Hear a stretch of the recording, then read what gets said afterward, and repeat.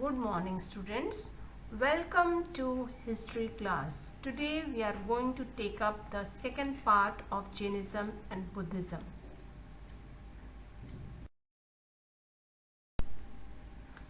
Mahavira was the 24th and the last of the Tirthankaras. He made Jainism popular and systematic. That is why Mahavira is considered as the founder of Jainism. He was born in Kundagram near Vaishali in Bihar in the second half of the 6th century BC.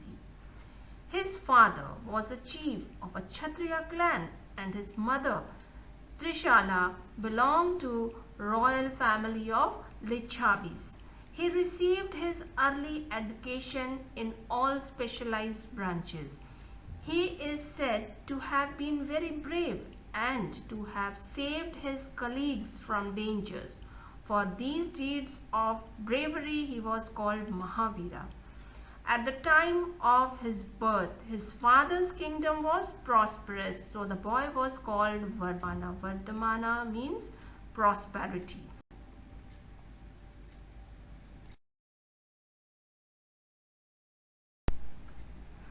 At last, Mahavira obtained the supreme knowledge. He subdued his desires and became Jina or the conqueror. His followers came to be called Jinas or Jains, that is, those who have conquered their desires.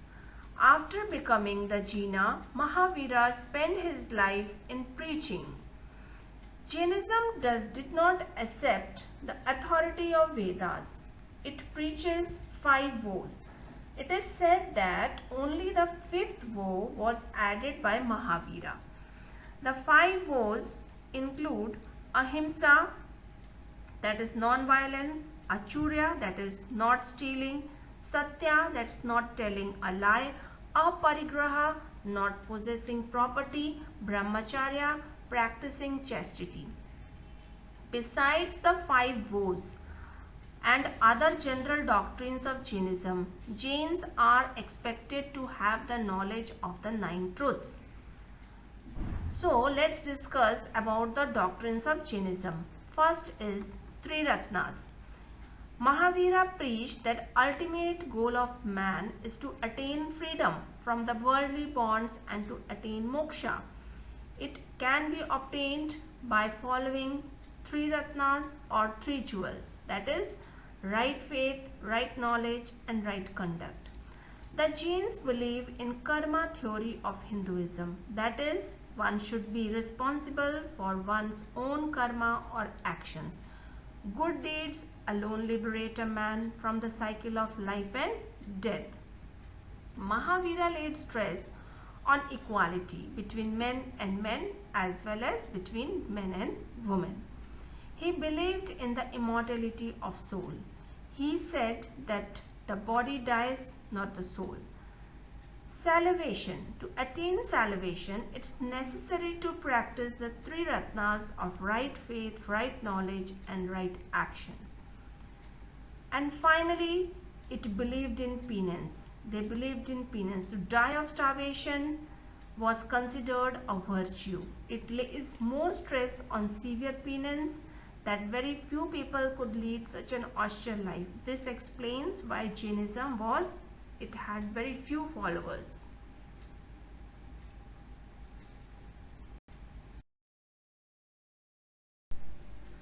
Main teachings of Jainism include 5 vows, 9 truths, 3 Ratnas and karma theory. Jainism had royal patronage and it was based on austerity, simplicity and spirituality. That is why people found the religion attractive and there were no animal sacrifices nor was there any class distinction.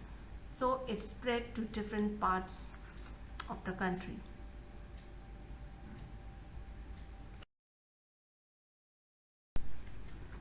Gautam Buddha was the founder of Buddhism. According to one legend, he was born in 563 BC at Lumbini near Kapilavastu in Nepal. His childhood name was Siddharth. All the royal luxuries in which Gautam lived had no effect on him. He was married at a young age to a princess called Yashodhara and had a son named Rahul. Once Gautam's charioteer was driving him through the town. The appearance of an old man bent with age moved Gautam. Again, the sight of a sick man groaning with pain was pathetic. The dead body of a man being carried for cremation made Gautam think about man's destiny. He was consoled when he saw an ascetic in search of salvation.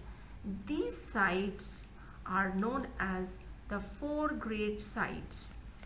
Gautam left home and his wife and children in order to find a solution. This event is known as the Great Renunciation.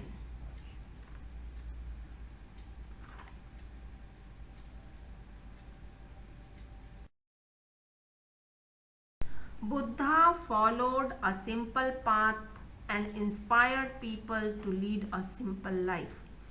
His teachings have been reconstructed from stories found mainly in Sutta Pitaka.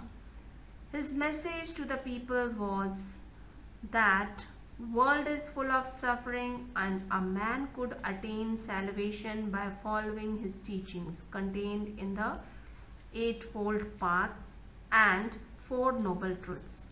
The essence of Buddhism lies in four noble truths. They are: first, the world is full of suffering. Second, suffering has a cause. Third, desire is a cause of suffering. If desire is stopped, suffering can also be stopped. The way to nirvana in Buddhism, or the path that leads to removal of suffering, is known as Eightfold Path or the Middle Path. It is a path midway between luxurious living and hard penance. It includes right action, right thought, right belief, right living, right speech, right effort, right recollection, and right meditation. Buddha's fame spread far and wide. For 40 years, he traveled all over the country spreading his message. He established a Bodh Sangha at Magad.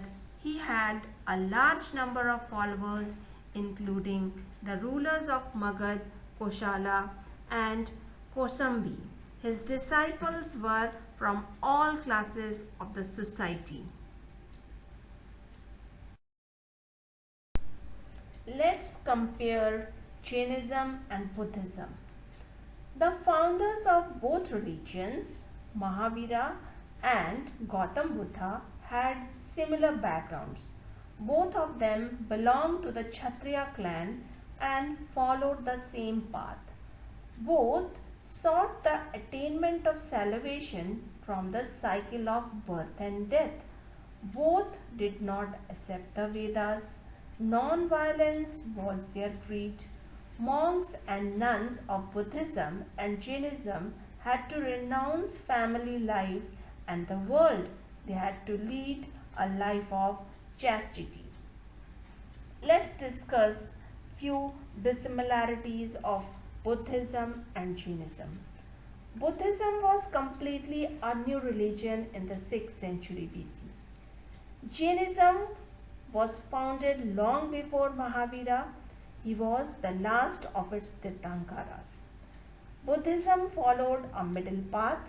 Jainism believed in hard penance. Buddhism spread far and wide and led to cultural evolution in India. Jainism did not spread beyond the Indian shores. So, my dear students, this is all about this lesson. Thank you, everyone.